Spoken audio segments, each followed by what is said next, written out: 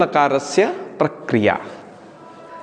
जो भी परस्मै पद के लकार हैं उनकी प्रक्रिया लगभग एक जैसी रहेगी, इसलिए इन सबको बड़े ध्यान से पढ़ना।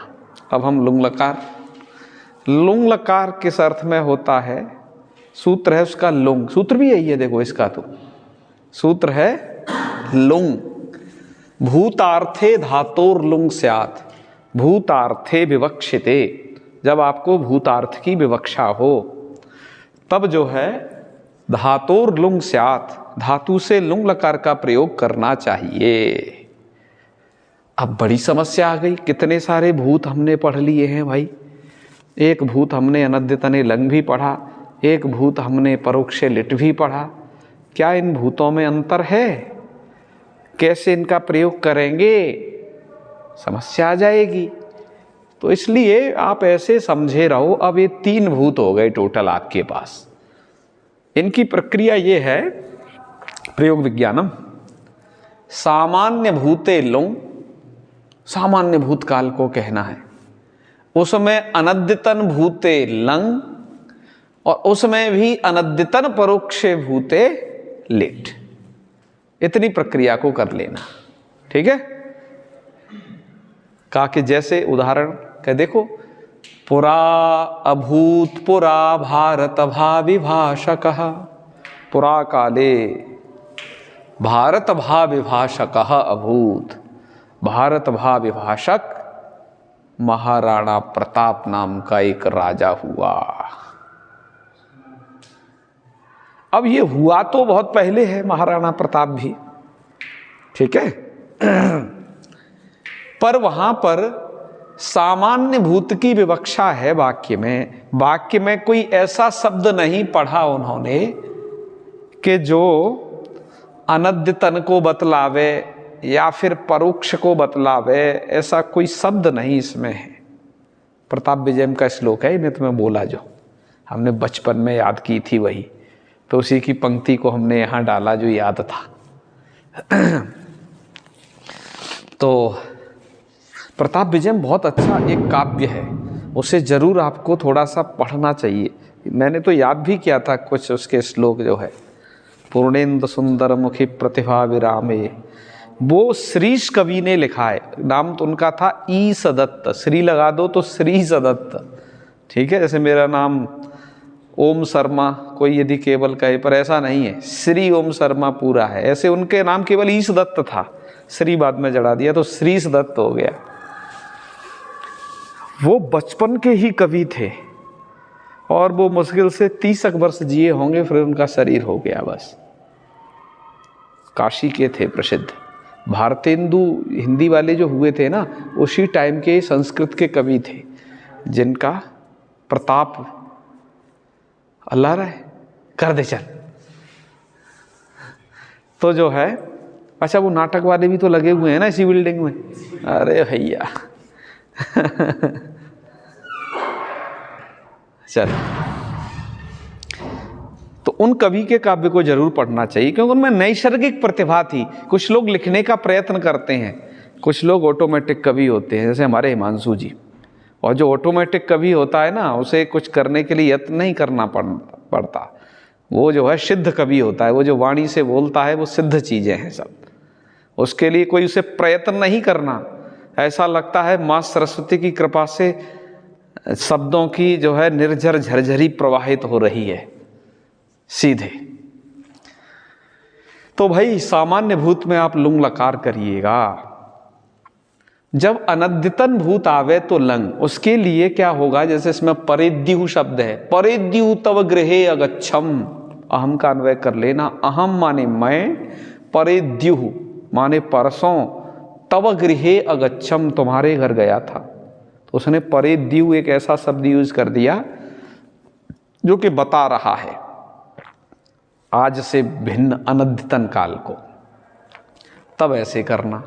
और अनद्यतन परोक्ष भूत में लिट लकार का प्रयोग करना, मतलब बहुत कोई पुरानी इतिहास की बातें हैं उनको वो कहना चाहता है। लुंग में और लिट में बस यही अंतर है विवक्षा का। वहां वो सामान्य भूत की विवक्षा कर लिया है और यहाँ पर अनद्यतन परोक्ष भूत की विवक्षा है, इसलिए वो लिट लकार का प्रयोग किया है। इसलिए आप काव्यों में ज़्यादातर देखोगे लिट और लुंग का प्रयोग पुराने काल के लिए सामान्य की विवक्षा में लोगों ने किया है, कवियों ने हैं, शिष्टों ने किया है। तो जघान कंसम किल वासुदेव, जघान किस धातु का रूप है रे? अध का है ना, पक्का ना, देख लेना गड़बड़ ना हो जाए। हाँ रे, अध को तो घसली होता है, उसका तो जघास बनता है। अन का है, हाँ, जघान जघन तू जघनू, ठीक है। तो भाई देखो, ऐसे पूछने से क्या होता है, शास्त्र की वृद्धि होती है। अब हमारे यहाँ छात्र घूमते रहते, कोई कुछ एक दूसरे से पूछा ही नहीं रहा है। और नरवर में तो पहले बड़ी परंपरा थी, एक दूसरे से पुछाई चलती थी, इसमें भी जय पराजय होती थी, ठीक है। तो ये बढ़िया एक थी विचारधारा।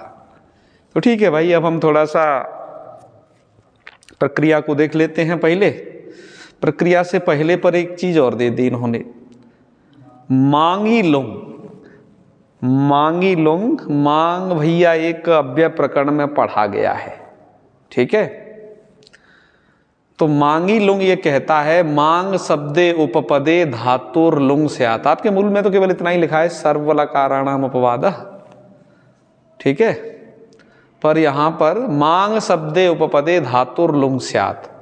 यदि मांग शब्द उपपद है, मतलब किसी धातु के समीप पठित है, उपपदम नाम, उपपद एक संज्ञा भी है, तत्रोपदम सप्तमी स्थम, पर व्याकरण शास्त्र में ये उपपद ये भी लिया जाता है, समीप पठित। तो जब मांग का जो मां है ये समीप पठित होगा, तो वहां कौन सा लकार किया जाता है बच्चा?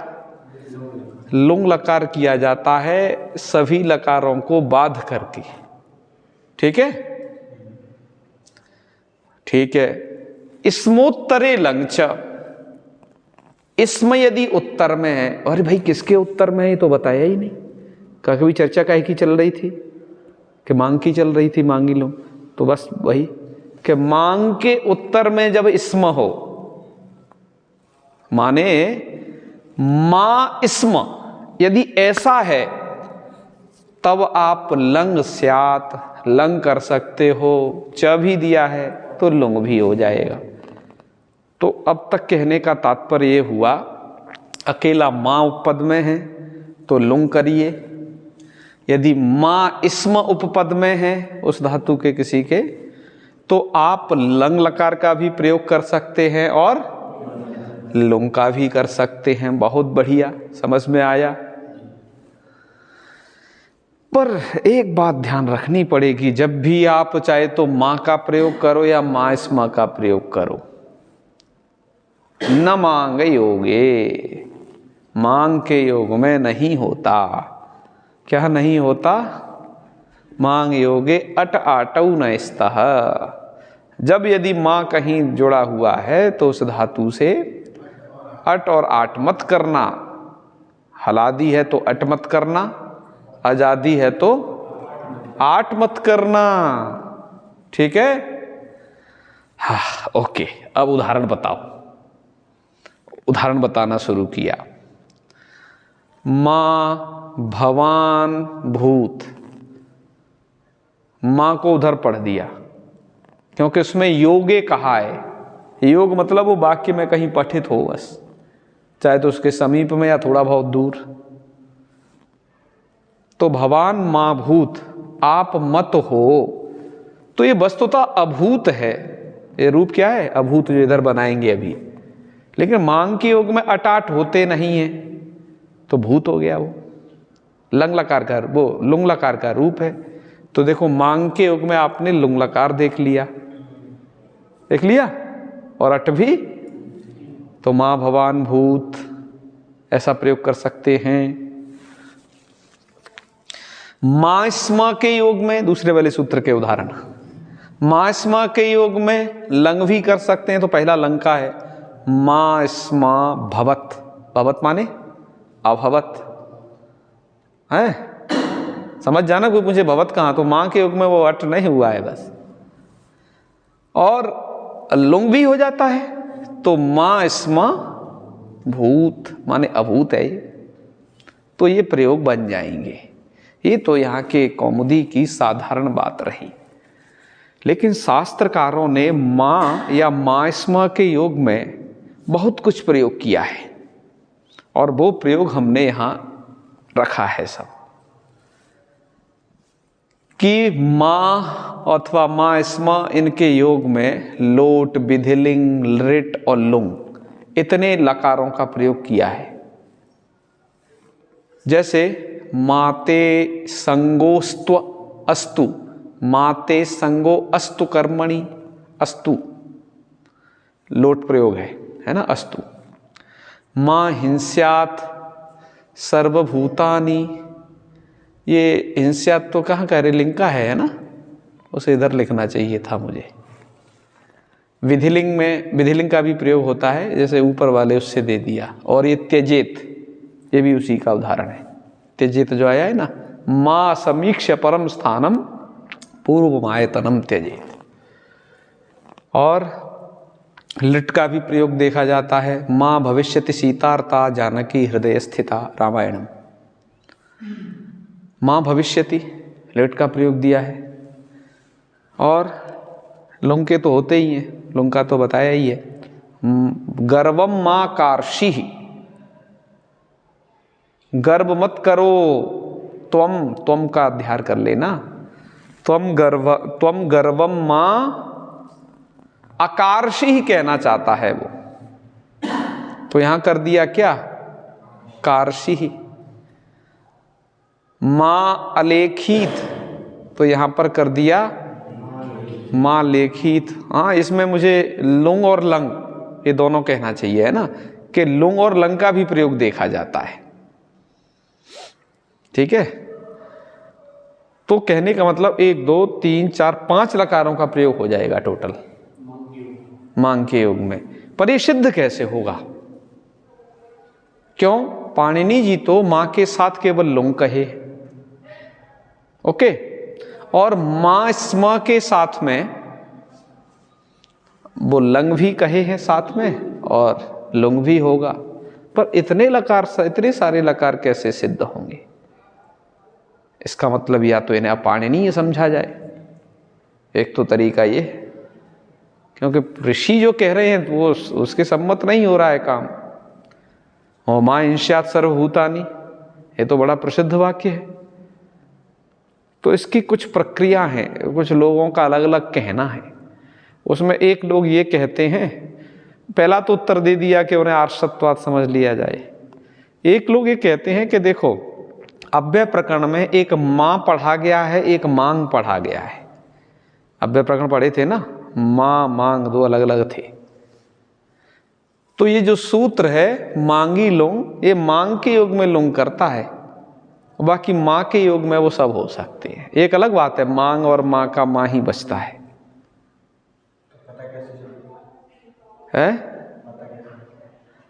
लकार को देख के पता चल जाएगा। ठीक है, लुंग दिखाई दे तो समझ लेना मांग है, और दिखाई दे समझ लेना वो मां है। ठीक है। नागेश महाभाष्य के गूढ़ वेत्ता विद्वान कहते हैं कि आंग मांगोश्च सूत्र के मैंने संपूर्ण भाष्य का भली भांति अवलोकन किया है। उस सूत्र के अवलोकन के उपरांत यही लगता है कि मां नाम का कोई अव्यय है ही नहीं, केवल और केवल मांग है। इसलिए जब हमने अव्यय प्रकरण पढ़ाया था, ये बात वहां बता रखी है, और स्लाइड में भी उसको बता रखा है। ठीक है। तो जब नागेश के मत में यह है कि वो मांग ही है, तब तो वो सब आर्षत्वात ही सिद्ध करने पड़ेंगे। यहाँ पर स्वामी दयानंद जी ने भी एक मत दिया है, वहमी व्याख्या में उनका मत देख लेना, बहुत ज़्यादा ठीक ठाक नहीं है, इसलिए हम उसे कह नहीं रहे हैं। ठीक है, हाँ, वो सबको साधित नहीं कर सकता वो मत। तो खैर ये तो ज्ञान ध्यान की बातें। अब आ जाओ प्रक्रिया पर। ठीक है, प्रक्रिया देखो ये है। अब लुंग की प्रक्रिया जान लो एकदम विधिवत कि भू लुंग, अरे उसके बाद भू ल, उसके स्थान पर तिप, भू ती, और ये ङित लकार हैं, ये तस्सईकार से उड़ा देना उस ईकार को, भूत। अटागम अब कर लो या बाद में कर लो, हैं हम प्राय बाद में करते हैं, पहले भी कर सकते हैं पर। तो अट का आ बचेगा, तो अभूत। फिर किया जो है हर जगह होगा चिली, ये सूत्र है, चिली लूंगी। चिली में थोड़ा ध्यान दीजिए, इस बात को कम लोग जानते हैं, बहुत प्रक्रियाओं में वर्णित नहीं है। चिली में इकार अनुनासिक है, उसकी इत संज्ञा हो जाती है उपदेश से जनुनासिक इत से, इसलिए मैंने अनुनासिक लगाया है। चकार है वो चुटू से चला जाता है, ठीक है, प्रत्यय के आदि चवर्ग और टवर की संज्ञा। और चिली प्रत्यय है क्योंकि धातु से विधान किया जा रहा है, प्रत्यय के उस अधिकार में पढ़ा गया है। तो यहां पर चिली लुंगी सूत्र से चिली हुआ तो उसका ल बचेगा। क्या बचेगा? ला का किससे करोगे? वो तो प्रत्यय का आदि चाहिए उसे। अब आदि में तो चाह था, वो लोप हो चुका है, ठीक है। हलंत्यम कहोगे तो उपदेश में नहीं है, क्योंकि उपदेश में जो ईकार था वो लोप हो चुका है, लकार बचेगा। फिर जो लकार बचा, अच्छा एक बात और ध्यान रखना, ये जो है सार्वधातुक संज्ञक था, इसलिए कर्तरी सबसे सप भी प्राप्त था, इस सबको बाध करके हुआ, इसलिए मूल में इसके लिखा है सवाद्यपवाद, सप आदि का अपवाद है ये चिली। कहने का मतलब है भुआदि गण में जहां सप प्राप्त होगा उसका अपवाद होगा, और अन्य गणों में जो जो विकर्ण प्रत्यय हैं उन सभी विकर्ण प्रत्ययों का ये बाधक होगा। इसका अब अगला सूत्र लिखा चिले है सिच, चिली के स्थान पर क्या होता है? तो चिली के स्थान पर सिच का क्या तात्पर्य है? अब जो शेष रह गया उसका लकार मात्र, उसके स्थान पर क्या कर देना है? सिच कर देना है, ये व्याख्या है, समझे?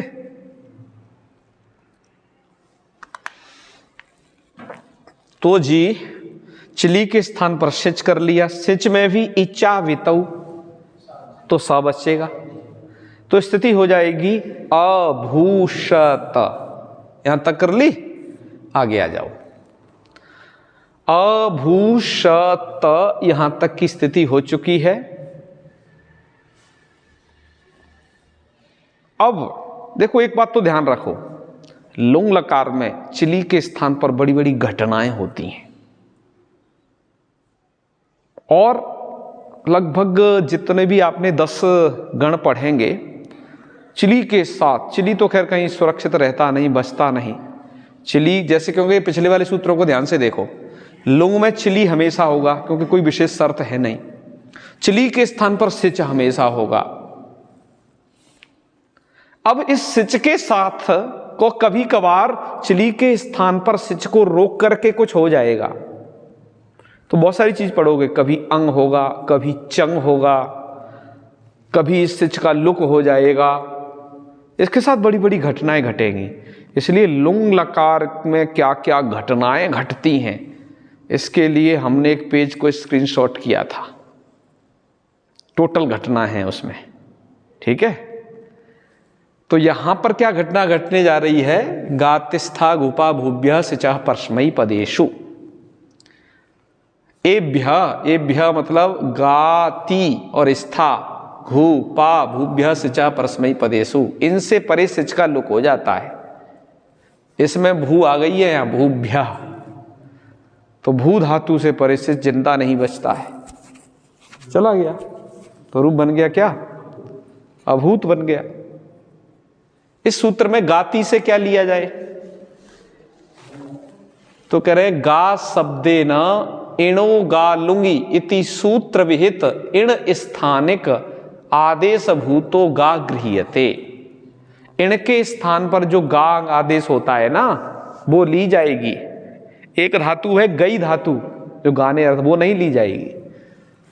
न तु औपदेश से कहा गा स्तुतौ, औपदेश से गा स्तुतौ या गति अर्थ वाली धातु नहीं ली जाएगी। तो गाती से क्या लिया जाएगा? तुम्हारे मूल में पंक्ति भी आई है सिद्धांत कौमुदी के कि गा से इण स्थानिक, इण के स्थान पर जो गा आदेश होता है वो उसका ग्रहण होगा। ठीक है। तथैव यस्य पाधातोप्यवादेशः तस्य, और गा के बाद स्था तो ठीक है, स्थागत निवृत्त। और फिर आइए घू, घू से मतलब घू संज्ञक धातु है, घू संज्ञक धातु है दादा घोदाप द्वारा बताई जाएंगी। पा धातु, पा कौन सी ली जाए? पा दो है, एक तो पा पाने, एक पा को पेवादेश वाली है।